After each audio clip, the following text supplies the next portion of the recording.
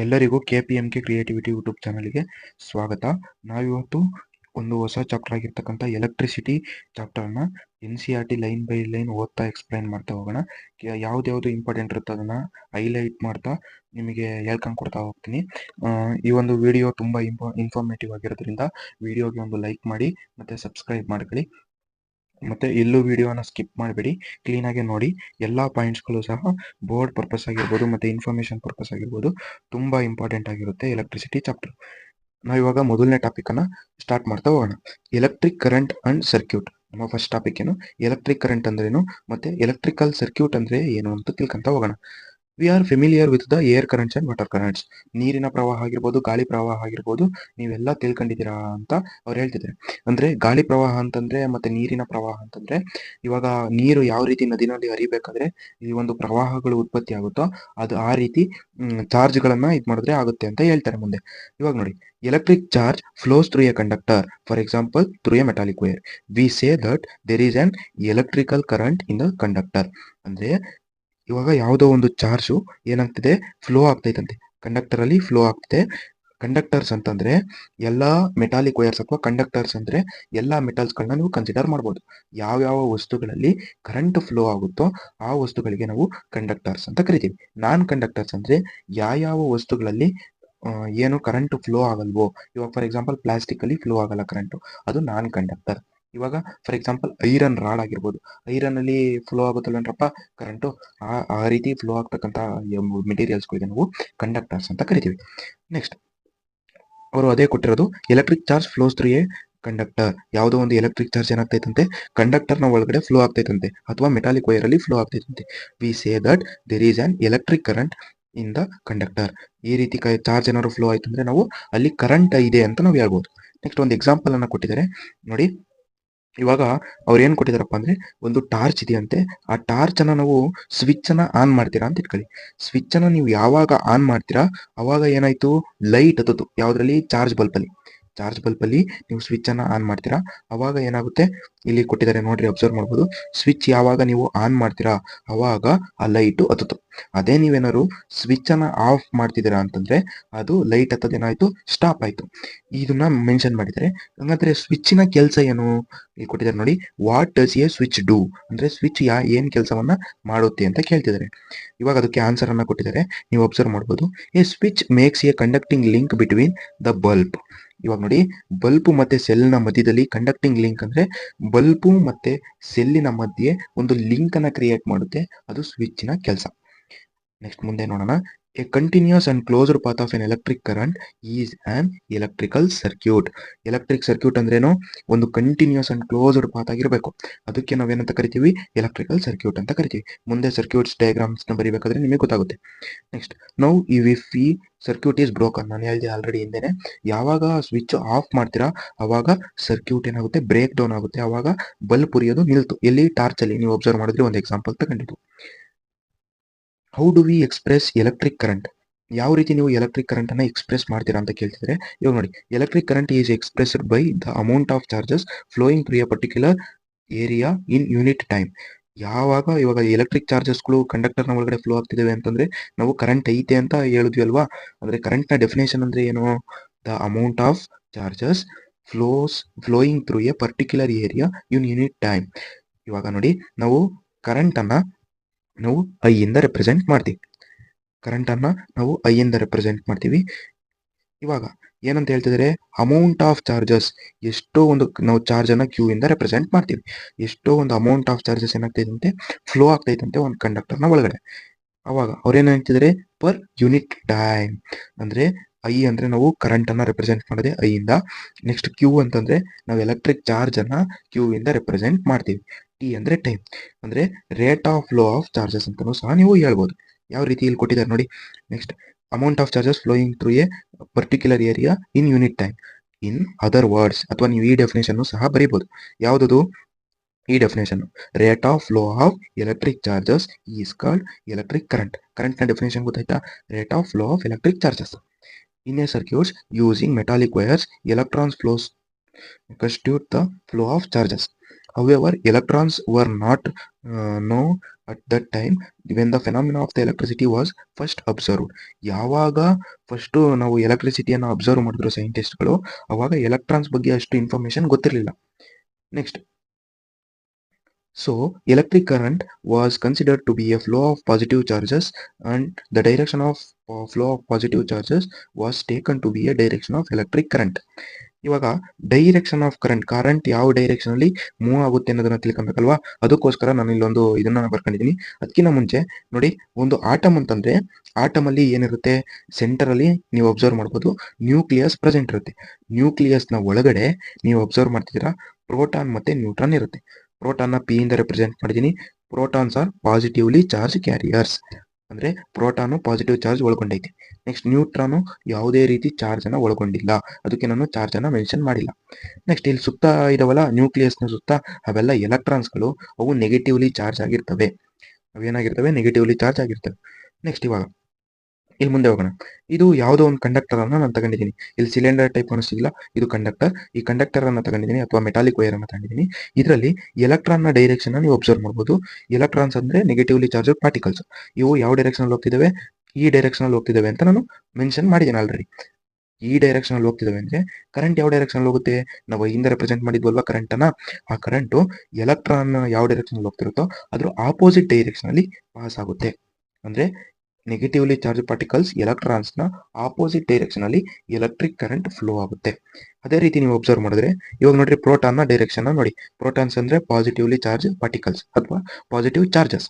ಇವು ಈ ಡೈರೆಕ್ಷನ್ ಅಲ್ಲಿ ಹೋಗ್ತಿದ್ದಾವೆ ಅಂತ ಇಟ್ಕೊಳ್ಳಿ, ಅಂದ್ರೆ ರೈಟ್ ಸೈಡ್ಗೆ ಹೋಗ್ತಿದ್ದಾವೆ ಅಂತ ನಾವು ಕನ್ಸಿಡರ್ ಮಾಡಿದ್ರೆ ಸೇಮ್ ಅದೇ ಡೈರೆಕ್ಷನ್ ಅಲ್ಲಿ ಕರೆಂಟ್ ಫ್ಲೋ ಆಗುತ್ತೆ. ವ್ಯತ್ಯಾಸವನ್ನು ನೋಡ್ರಿ ಎರಡಕ್ಕೂ. ಎಲೆಕ್ಟ್ರಾನ್ಸ್ಗಳು ಮೂವ್ ಆಗ್ತಿದ್ರೆ ಅದ್ರ ಆಪೋಸಿಟ್ ಡೈರೆಕ್ಷನ್ ಅಲ್ಲಿ ಕರೆಂಟ್ ಫ್ಲೋ ಆಗುತ್ತೆ. ಪ್ರೋಟಾನ್ಸ್ ಯಾವ ಡೈರೆಕ್ಷನ್ ಅಲ್ಲಿ ಫ್ಲೋ ಆಗ್ತಿರ್ತವೋ ಸೇಮ್ ಅದೇ ಡೈರೆಕ್ಷನ್ ಅಲ್ಲಿ ಕರೆಂಟ್ ಸಹ ಫ್ಲೋ ಆಗುತ್ತೆ. Current direction proton direction same ಇರುತ್ತೆ. Electron direction current direction opposite direction ಇರುತ್ತೆ. ಇದು ನೋಡಿ ನಿಮ್ಗೆ ಅರ್ಥ ಆಗಿದೆ ಅಂತ ನಾನು ಭಾವಿಸ್ತೀನಿ. ಇಲ್ಲಿ ಕೆಳಗಡೆ ನೋಡ್ರಿ, ಇಲ್ಲಿ ಅಬ್ಸರ್ವ್ ಮಾಡ್ತಿದ್ದೀರಾ, ಇದಿಷ್ಟರಲ್ಲಿ ಡೈರೆಕ್ಷನ್ ಆಫ್ ಕರೆಂಟ್ ಬಗ್ಗೆ ಎಕ್ಸ್ಪ್ಲೈನ್ ಮಾಡಿದ್ದಾರೆ.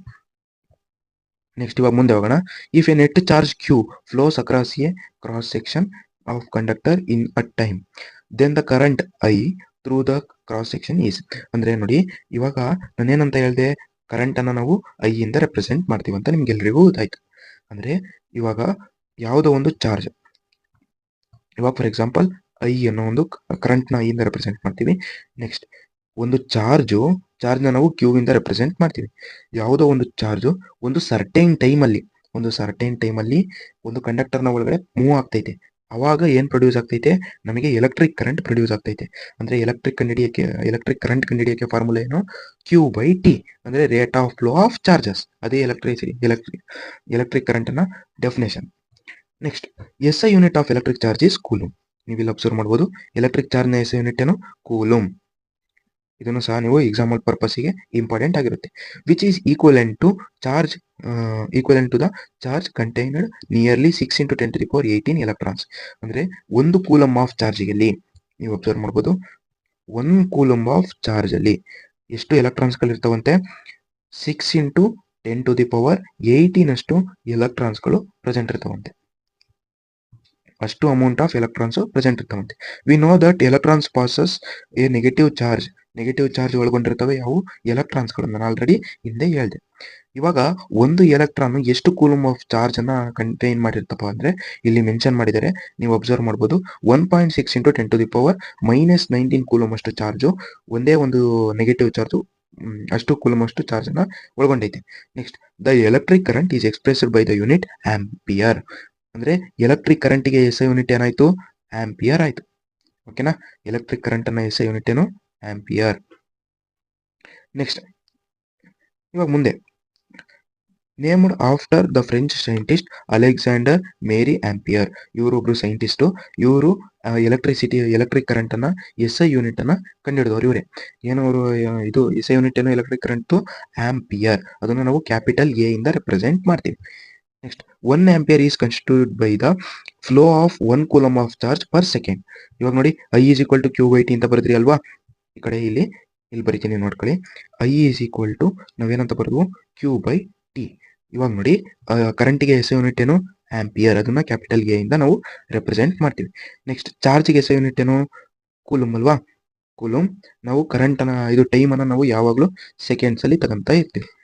ನೆಕ್ಸ್ಟ್ ಇವಾಗ ಆದರೆ 1 ಆಂಪಿಯರ್ ಅಂದ್ರೇನು? 1 ಕೂಲೂಮ್ ಆಫ್ ಚಾರ್ಜ್ ಪರ್ ಸೆಕೆಂಡ್ ಅಥವಾ ಪರ್ ಯೂನಿಟ್ ಸೆಕೆಂಡ್ ಅಂತ ನಾವು ಹೇಳ್ಬೋದು ನೀವು. ಇವಾಗ ನೋಡಿ 1 ಆಂಪಿಯರ್ ಅಂದ್ರೆ ಏನು ಅಂತ ನೀವು ಡೆಫಿನೇಷನ್ ಕೇಳಿದ್ರೆ ಬರಿಬೋದಲ್ವಾ? ಇಲ್ಲಿ ಕೊಟ್ಟಿದ್ದಾರೆ, ನೀವು ಅಬ್ಸರ್ವ್ ಮಾಡಿಬಿಟ್ಟು ಬರಿಬೋದು. 1 ಆಂಪಿಯರ್ ಅಂದ್ರೇನು? 1 ampere is constituted by the flow of 1 coulomb of charge per second. ಒಂದೇ ಒಂದು ಸೆಕೆಂಡಲ್ಲಿ ಎಷ್ಟು 1 ಕೂಲಮ್ ಆಫ್ ಚಾರ್ಜು ಫ್ಲೋ ಆದರೆ ಅದಕ್ಕೆ ನಾವು 1 ಆಂಪಿಯರ್ ಅಂತ ಕರಿತೀವಿ.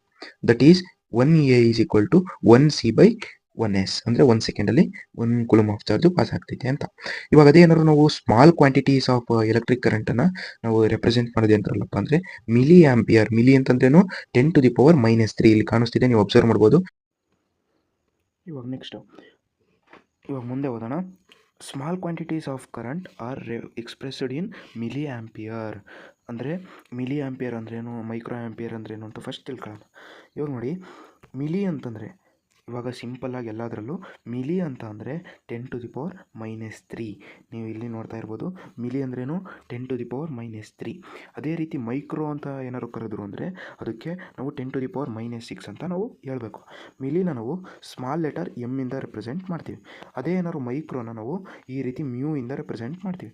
ಬ್ರ್ಯಾಕೆಟ್ ಒಳಗಡೆ ಬರ್ತಿದ್ದೀನಿ, ಮ್ಯೂ ಇಂದ ರೆಪ್ರೆಸೆಂಟ್ ಮಾಡ್ತಾರೆ, ಅದಕ್ಕೆ ಮ್ಯೂ ಅಂತ ಕರೀತಾರೆ. ಮೈಕ್ರೋ ಅಂದರೆ 10⁻⁻6 ಇಷ್ಟು ವ್ಯಾಲ್ಯೂವನ್ನು ಮೈಕ್ರೋ ಅಂದರೆ ಕರಿತೀವಿ. ಅದೇ ರೀತಿ ಇಲ್ಲಿ ನೋಡಿ, ಸ್ಮಾಲ್ ಕ್ವಾಂಟಿಟೀಸ್ ಆಫ್ ಕರೆಂಟ್ ಅಂದರೆ ಕಡಿಮೆ ಪ್ರಮಾಣದಲ್ಲಿರ್ತಕ್ಕಂಥ ಕರೆಂಟನ್ನು ನಾವು ಯಾವುದರಿಂದ ರೆಪ್ರೆಸೆಂಟ್ ಮಾಡ್ತೀವಿ?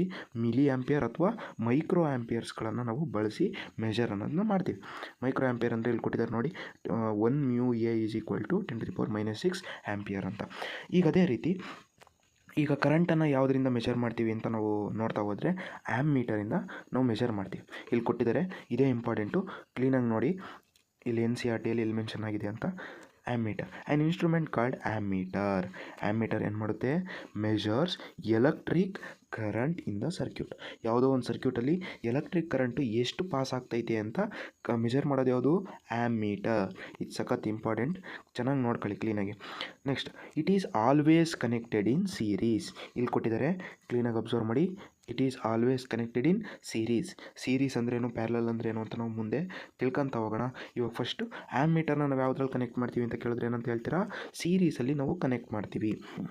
ನೆಕ್ಸ್ಟ್, ಇಲ್ಲೊಂದು ಎಲೆಕ್ಟ್ರಿಕಲ್ ಸರ್ಕ್ಯೂಟ್ ಡಯಾಗ್ರಾಮನ್ನು ಕೊಟ್ಟಿದ್ದಾರೆ, ಸಿಂಪಲ್ ಸರ್ಕ್ಯೂಟು. ಇವಾಗ ಇದನ್ನು ಸಹ ಎಕ್ಸಾಮಲ್ಲಿ ಕೇಳ್ಬೋದು, ಮತ್ತು ಕೆಲವೊಂದು ಇಯರ್ಸ್ಗಳಲ್ಲಿ ಕೇಳಿದ್ದಾರೆ ಸಹ. ಅದಕ್ಕೋಸ್ಕರ ಇವಾಗ ಫಸ್ಟು ಈಗ ಇದನ್ನು ಎಲೆಕ್ಟ್ರಿಕ್ ಸರ್ಕ್ಯೂಟ್ ಅಂತ ಕರಿತೀವಿ. ಇಲ್ಲಿ ನೋಡಿರಿ, ಇವಾಗ ನಾನು ಝೂಮ್ ಮಾಡಿ ನಿಮಗೆ ತೋರಿಸ್ತಾ ಇದ್ದೀನಿ. ಇದೆಯಲ್ಲ, ಇದಕ್ಕೆ ನಾವು ಬ್ಯಾಟ್ರಿ ಅಂತ ಕರಿತೀವಿ. ಇದಿಷ್ಟಕ್ಕೂ ನಾವು ಏನಂತ ಕರಿತೀವಿ? ಬ್ಯಾಟ್ರಿ ಅಂತ ಕರಿತೀವಿ. ಬ್ಯಾಟ್ರಿಯಲ್ಲಿ 2 ಟರ್ಮಿನಲ್ಸ್ ಇರುತ್ತೆ, ಒಂದು ಪಾಸಿಟಿವ್ ಟರ್ಮಿನಲ್ ಮತ್ತು ಇನ್ನೊಂದು ನೆಗೆಟಿವ್ ಟರ್ಮಿನಲ್. ಇಲ್ಲಿ ಆಲ್ರೆಡಿ ಮೆನ್ಷನ್ ಆಗಿದೆ, ನಿಮಗೆ ಕಾಣಿಸ್ತಿದೆ. ಪಾಸಿಟಿವ್ ಟರ್ಮಿನಲ್ಲಿಂದ, ಇಲ್ಲಿ ಕಾಣಿಸ್ತಿದ್ದಿಲ್ಲ, ಇದು ಪಾಸಿಟಿವ್ ಟರ್ಮಿನಲ್ಲು, ಇದು ಪಾಸಿಟಿವ್ ಟರ್ಮಿನಲ್ಲು. ಈ ಪಾಸಿಟಿವ್ ಟರ್ಮಿನಲಿಂದ ಎಲೆಕ್ಟ್ರಿಕ್ ಕರೆಂಟು ಫ್ಲೋ ಆಗೋಕ್ಕೆ ಸ್ಟಾರ್ಟ್ ಆಗುತ್ತೆ. ಅಂದರೆ ಈ ಡೈರೆಕ್ಷನಲ್ಲಿ ಫ್ಲೋ ಆಗುತ್ತೆ ಎಲೆಕ್ಟ್ರಿಕ್ ಕರೆಂಟು. ಎಲೆಕ್ಟ್ರಿಕ್ ಕರೆಂಟ್ ಇದೇ ಡೈರೆಕ್ಷನಲ್ಲಿ ಫ್ಲೋ ಆಗುತ್ತಲ್ವನ್ರಪ್ಪ.